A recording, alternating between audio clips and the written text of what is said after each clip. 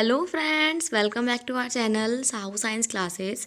तो आज की वीडियो में हम करने वाले हैं एक इम्पॉर्टेंट टॉपिक क्लास 12 के लिए, जो है हमारा बहुविकल्पीय प्रश्न गद्य साहित्य के। आपने देखा होगा कि आपके हिंदी में गद्य से रिलेटेड 10 क्वेश्चंस आते हैं, 10 या 5 MCQs बन के आते हैं। तो आज हम उसी के बारे में पढ़ने वाले हैं कि कैसे कैसे MCQs आ सकते हैं, और हम बहुत इंपॉर्टेंट करने वाले हैं। तो वीडियो को पूरा देखिएगा, अच्छे से समझिएगा। आइए स्टार्ट करते हैं। देखिए, हम फर्स्ट क्वेश्चन देख रहे हैं आप कि हमारा फर्स्ट क्वेश्चन हमसे कहता है, एक मिनट। हाँ, तो सबसे पहले आप हेडिंग पढ़ लीजिए। निम्नलिखित प्रश्नों के सही विकल्प चुनने हैं। हमें क्या करना है, सारे प्रश्न पढ़ने हैं और उसमें से नए सही विकल्प चुनना है।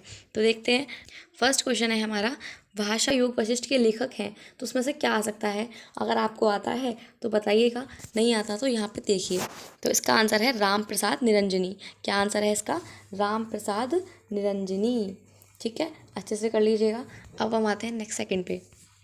सेकंड क्वेश्चन है हमसे, बोलता है राय कृष्णदास गद्य साहित्य के किस युग के लेखक हैं। हम पूरे क्वेश्चंस कर लेंगे, फिर आप अपना स्कोर बताइएगा कि आपको कितने क्वेश्चंस आते थे। ठीक है, तो हम देखते हैं इसका आंसर क्या है। तो उसका आंसर है छायावादी युग। क्या आंसर है?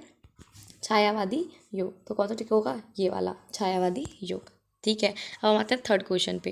तो थर्ड क्वेश्चन है हमारा, अष्टायाम के रचयिता अष्टायाम के रचयिता कौन है? तो अष्टायाम के रचयिता इनमें से कौन से हैं? गोकुलनाथ, वल्लभाचार्य, नावादास, तुलसीदास। तो इनमें से अष्टायाम के रचयिता जो हैं वो हैं नावादास। कौन से हैं? नावादास। देख रहे हैं? ठीक है, अब हम आते हैं अपने फोर्थ क्वेश्चन पे। साहित्य आलोचना गद्य की विधा है। साहित्य आलोचना, अब देखो आप नाम में क्लियर हो रहा है, साहित्य आलोचन गद्य की विधा है। तो साहित्य आलोचन गद्य की विधा जो है वो है हमारी आलोचना। इसका आंसर क्या हो जाएगा? आलोचना। ठीक है, अब हम आते हैं नेक्स्ट फोर्थ क्वेश्चन। ये तो बहुत इंपॉर्टेंट है।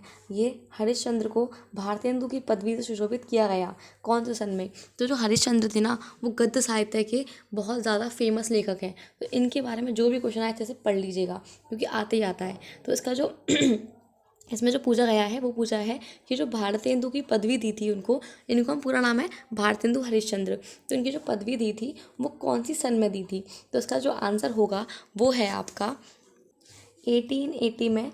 हमको जो 1880 में हरिश्चंद्र को भारतेंदु की पदवी दी गई थी। ठीक है, अब हम आते हैं नेक्स्ट अपने फिफ्थ क्वेश्चन पे, सिक्स क्वेश्चन पे। सिक्स है हमारा, शिक्षा का उद्देश्य निबंध संपूर्णानंद जी द्वारा किस निबंध संग्रह से संकलित है। तो जो शिक्षा का उद्देश्य है वो किस निबंध संग्रह से संकलित है, उसके बारे में आपको बताना है। तो ऑप्शन है भाषा की शक्ति, शिक्षा की दिशा, शिक्षा की दिशा और दशा, शिक्षा और संस्कृति, शिक्षा और समाज। तो इसमें आंसर जो है आपका वो है भाषा की शक्ति। ठीक है, यहाँ आप देख रहे हैं जो आंसर है वो है हमारा भाषा की शक्ति। तो हो जाएगा ऑप्शन ए। ओके, अब हम आते हैं अपने नेक्स्ट क्वेश्चन पर। और वीडियो अच्छी लगी हो तो प्लीज़ लाइक कीजिएगा, चैनल को सब्सक्राइब कीजिएगा और शेयर करते रहिएगा यार। सब लाइक कीजिए अगर आपको वीडियो पसंद आ रही है। ठीक है, तो अब हम आते हैं नेक्स्ट अपने क्वेश्चन पे। तो नेक्स्ट क्वेश्चन है हमारा, अशोक का फूल निबंध है। तो वो कौन सा निबंध है? मनोवैज्ञानिक, ललित, बुद्धि प्रधान, ऐतिहासिक। तो ललित निबंध अशोक के फूल है। तो जो अशोक का फूल है वो ललित निबंध का उदाहरण है।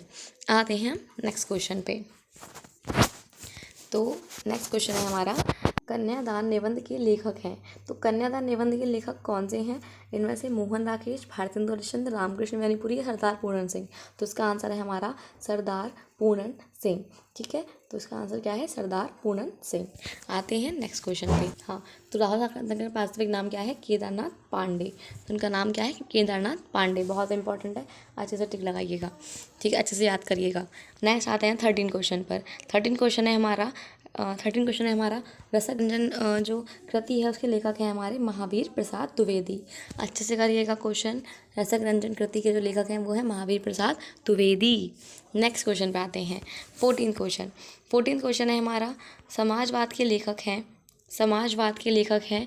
क्या नाम हो सकता है इनका? सोचिए और देखते हैं इसका आंसर क्या हो सकता है। ठीक है, समाजवाद के लेखक हैं नंद दुलारे वाजपेयी या डॉक्टर संपूर्णानंद, राहुल संक्रंतन या मोहित राकेश। तो देख संपूर्णानंद। क्या है? डॉक्टर संपूर्णानंद।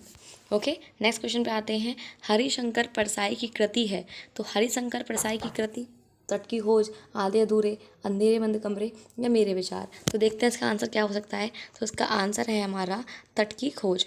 तो हरिशंकर परसाई की जो रचना है वो क्या है, तट की खोज। ठीक है, आते हैं नेक्स्ट क्वेश्चन पे।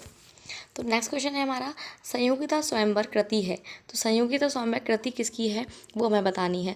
कृति का मतलब होता है रचना। क्या होता है, रचना।